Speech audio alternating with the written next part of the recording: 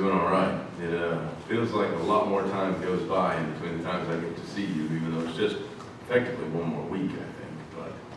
But moving from the second and fourth to third and fourth, it feels like there's a large gap in between getting to be with you guys, but I'm glad we're back around. One of the more weird things that ever happened to me happened when we were in Alabama, where we lived before we moved here to Ohio. We would keep a Brita pitcher in our house and filter the tap water that we drank and that we cooked with. We just like the flavor of it better. I was remarking on your water fountain back there. I love the taste of the water around here. I don't know what it is, but the water that comes out of our fridge, it filters, but it's just, I absolutely love it. The water in Decatur, not so much. So we had the Brita pitcher, and it would filter out, the idea is that it filters out all of the impurities from the water.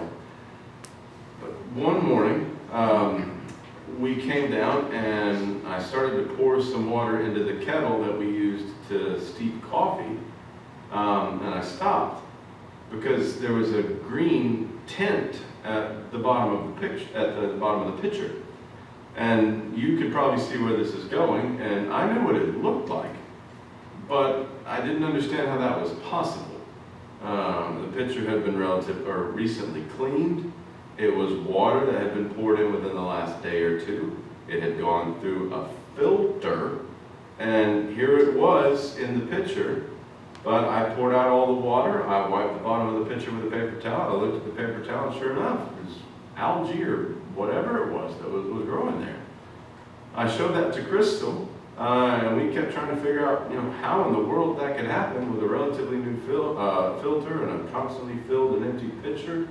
I took the pitcher apart, went to work on cleaning it, flipped the water to the absolute hottest setting, soaked it up, scrubbed it down, rinsed it in scalding water, algae was gone. And then did it again later on, but we had a sparkling clean, at least for a little while, as if fresh from the box, pristine water pitcher once again, without one speck of algae in it.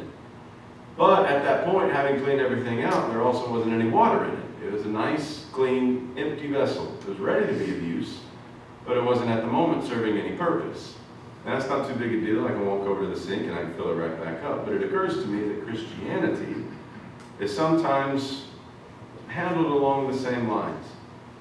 So we might think, what is it to be a Christian? And we can talk about all the different things that can potentially contaminate our lives and that need to be removed. And we talk about the various types of sins that we did practice and we put away. And we were unclean then because of our sin, and now because we've been washed in Jesus' blood and we've repented and put those things away, we are clean. All that's accurate. All of it is. But of course, it's not a complete description of what it is to be a Christian. It'd be a mistake to stop there. It'd be a mistake to think of becoming a Christian simply in terms of taking something that is dirty and cleaning it up. Getting the glass squeaky clean, if you will. So you can work very hard to eliminate various sins from your life, perhaps false teachings from your beliefs. Whatever it is that needs to be corrected that was previously wrong, you can go through the process of eliminating all of those negative things. Don't do this. Don't do this. That's got to go. Not that false teaching. Every appearance of evil. Purging all the bugs from the code. And yes, if you eliminate all of those things, you have cleaned up your act, so to speak. But then what is left? And sometimes what is left is a clean but empty glass. Something that isn't offensive, perhaps, but something that doesn't refresh anyone either, and doesn't accomplish its purpose. So as nice as it is to dump out all of the dirty water and clean the glass, ultimately what really needs to take place is not just simply dump out what is dirty, but to replace that with what is fresh and clean and clear and refreshing and beneficial.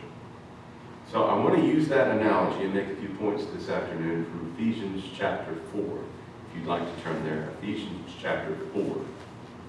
There is a considerable section that begins in the middle of chapter 4 and goes on into chapter 5. It talks about how we're supposed to conduct ourselves as Christians. And one way to describe what it's talking about is what we should be filling up our lives with. Matter of fact, down in chapter 5 and verses 18 and 19, Paul uses that precise language. He talks about not being filled with wine or spirits, but with the Spirit. And what he has to say is that we have a former way of life that we've put on, and now we've taken up a new life. So, it isn't enough just to clean up your life by eliminating what is evil. You need to clean up your life by replacing that evil with what is godly and righteous. And there are a number of places where Paul makes that point, even though he uses some different imagery. So let's look and pick up in Ephesians chapter 4 and verse 28. And here's the commandment that we begin with. Let the thief no longer steal. So that's the very simple problem. That's the sin that can make a person spiritually unclean. That's the contaminant you want to purge from the glass. Don't steal.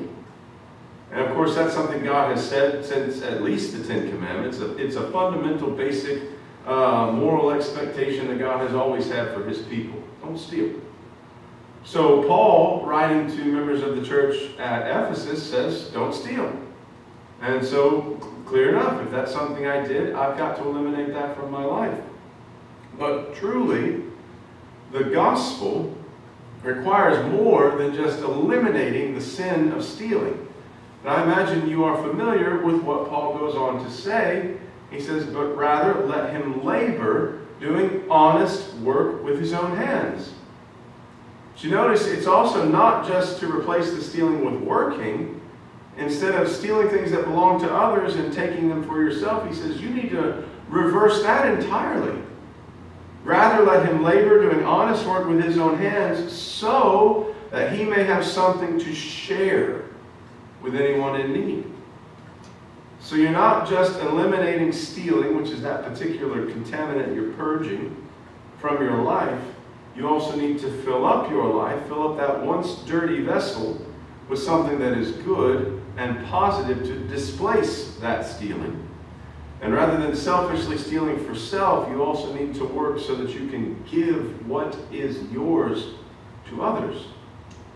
Instead of taking so that you can have, you work so that you can have to give. And I think Paul's instructions here might remind you of what Jesus tells the rich young ruler when he comes to him. Remember when he asks what good thing he might do that he can inherit eternal life. Jesus tells him, you know the commandments. You know the commandments too. They're primarily negatively stated. Do not steal. Do not kill. And he recites a number of those do not commandments. And that's this young ruler. He's someone who's cleaned up his act. He is squeaky clean. But he's also an empty vessel.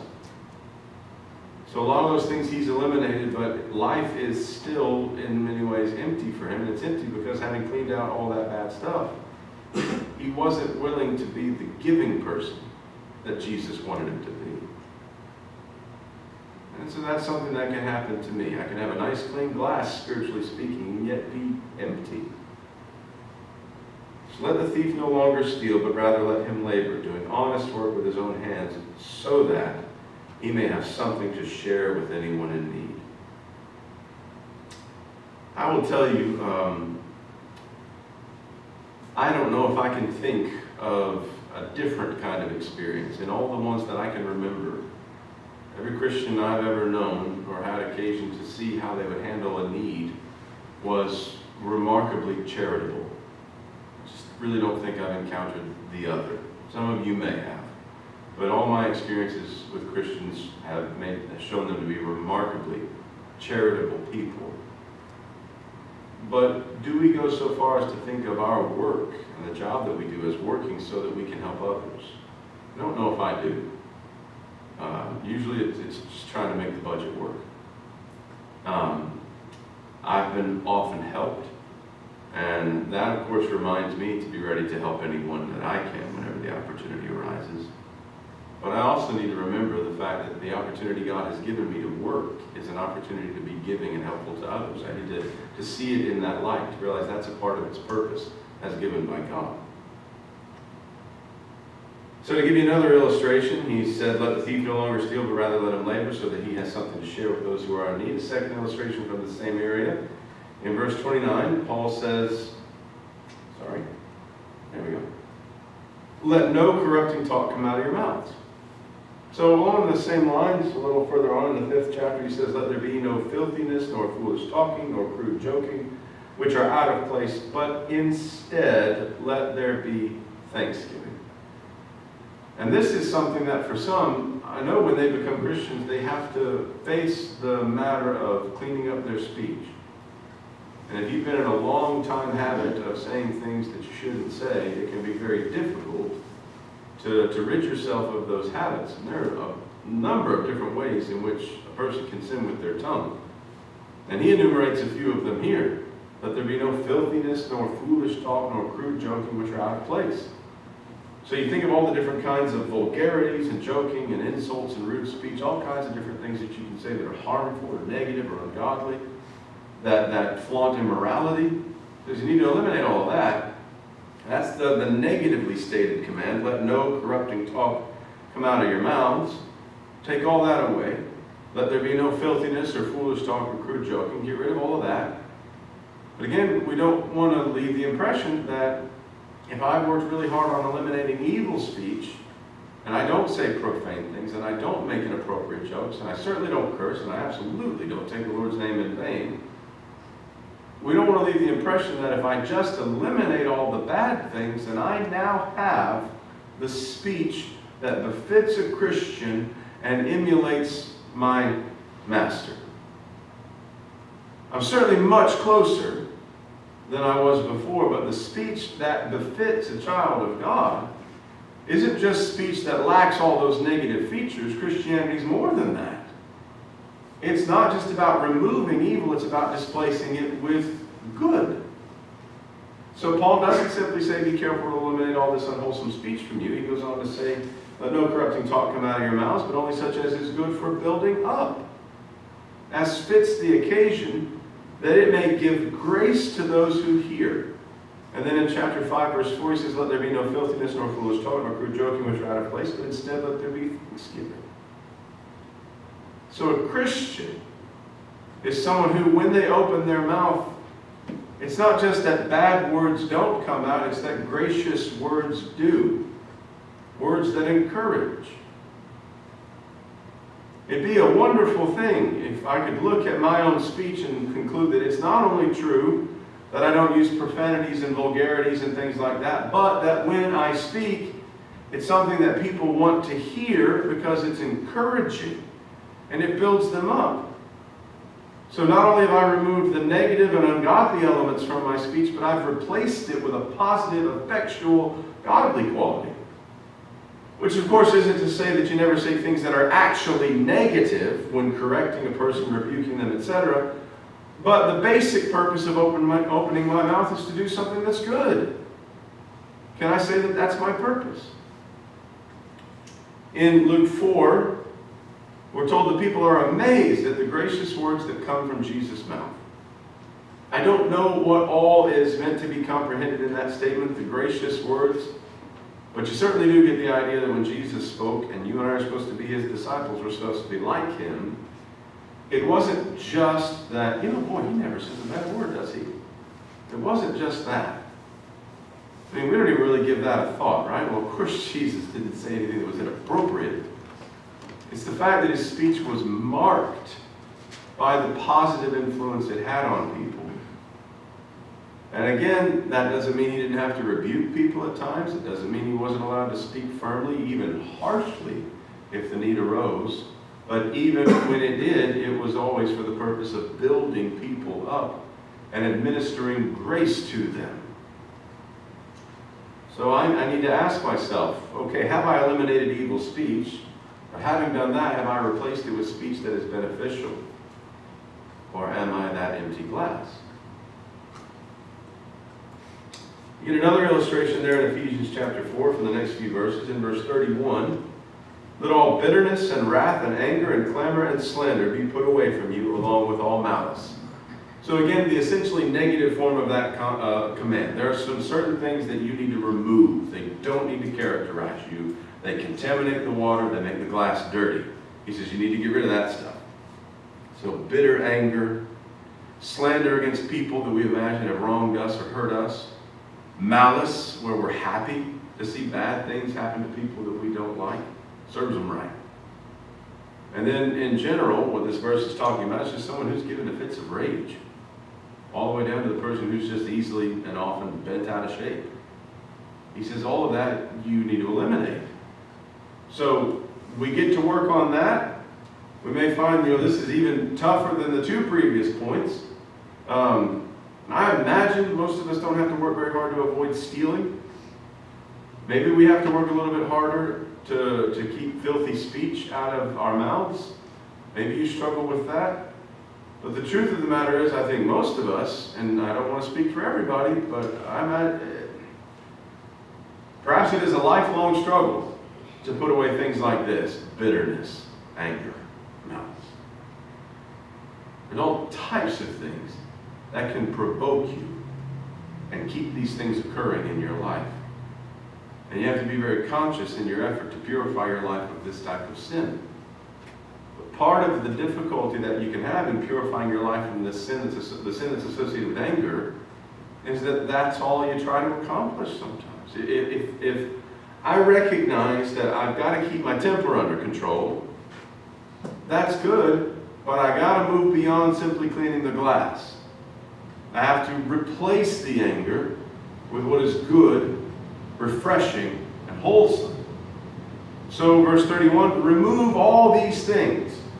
But then verse 32, be instead kind to one another, tender-hearted, forgiving one another, as God in Christ forgave you.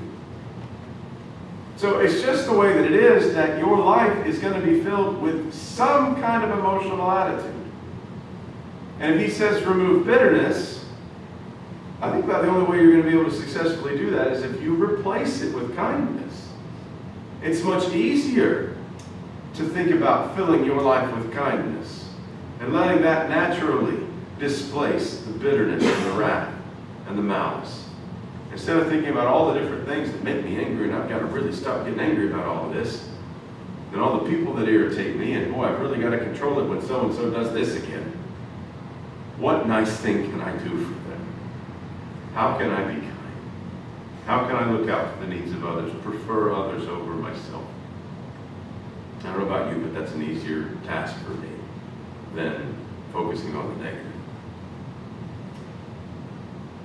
Well, then another one, if you come down to the 5th chapter and the 11th verse, he says, take no part in the unfruitful works of darkness. Now, that's a really broad statement. Paul's wrapping up some previous thoughts, including where we've been there at the end of chapter 4, and he's saying there's all these different kinds of sinful acts that people engage in. And he says in chapter 5 and verse 8, you can't be partakers with them. You were in darkness, but now you're in the light. And you need to walk as children of light. So there's all those different kinds of unfruitful deeds of darkness, and he says you need to stay away from those. And again, that's your negatively constructed statement, right? No works of darkness. Don't do that stuff. But the thing that we ought to do instead, he says, is walk as children of light, verse 8. And as for those deeds of darkness, not only don't have anything to do with them, but work against them, expose them, verse 11.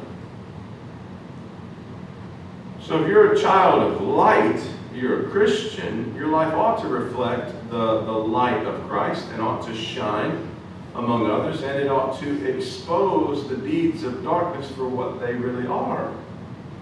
And what he's saying is it's not just enough to avoid evil. You can do that, but just keeping to yourself and quietly keeping to your business and having nothing to do with evil is not enough. You're supposed to reflect that light, not just absorb it. Which means that not only do you avoid evil, but then you reprove what is evil, either indirectly by deliberately leading a godly life, or directly by making a stance against it, speaking out, and trying to help people. And unless we're willing to stand up and expose what's evil, instead of just avoid it for ourselves, then it might be that we're tolerating more of the works of darkness than we actually realize. And Paul says, not only are you to not do these things, you need to rebuke them. So the point of all of this is, as a Christian, the goal is not just to be a clean, empty glass, sitting on the shelf, spotless, but doing no one any good. I need to fill the glass with something that is clean and pure and of use and good to somebody. So it's not enough to rid myself of sin and Satan's influence. I have to fill myself with Christ instead. And as it happens, that's what Paul refers to earlier in chapter 4. When he's condemning their sinful practices, he says, that is not the way you learned Christ. And then he starts to go through what we've just studied about not just how they were not to be, but how they were to be. So verse 20, that is not the way you learned Christ, assuming that you have heard about him and were taught in him, as the truth is in Jesus, to put off your old self, which belongs to your former manner of life and is corrupt through deceitful desires, and to be renewed in the spirit of your minds, and to put on the new self, created after the likeness of God in true righteousness and holiness. After the likeness of God. God didn't send Jesus to come to this earth to just live a sinless life and go home. He wasn't a squeaky clean glass and that's all. So if you and I are going to be disciples of the Master, we've got to emulate him. Jesus came to be a fresh spring of the water of life. And he taught and he helped and he gave of himself until there was truly nothing left to give. He filled himself with the Father's will and the Father's love, and he led a life that wasn't just free from sin, it was filled with doing the will of the Father and seeking the lost. So what are we filling ourselves with, and what purpose are we serving? And if I may continue to twist my own analogy, let's make sure we don't leave this place having filled the glass with clear water, having worshiped and studied and filled our minds with the things of God and intentions to serve him this week, only to go home and pour all that out and replace it with whatever dark, filthy water you and I can tap from our TV or our computers, or the people we choose to spend time with, or the thoughts that we entertain. You can come to worship and fill your life with spiritual things, and then by Monday or Tuesday night, you have all that washed out again and filled up instead with the filth of the world. And that's not what we're called to do. May God help us this week to not just be clean and rid of all the different impurities of this world around us, but to be filled with that fresh spring of the water of life that Jesus came to bring. Let's be rid of all that darkness and be filled with the light. Let's be like the Master and follow his teaching, his example, which was to not just simply cease from evil, but to give ourselves to do this good. We can help you to be more like the Master, to be not just an empty cup, but more than that. Let us know. Let's stand.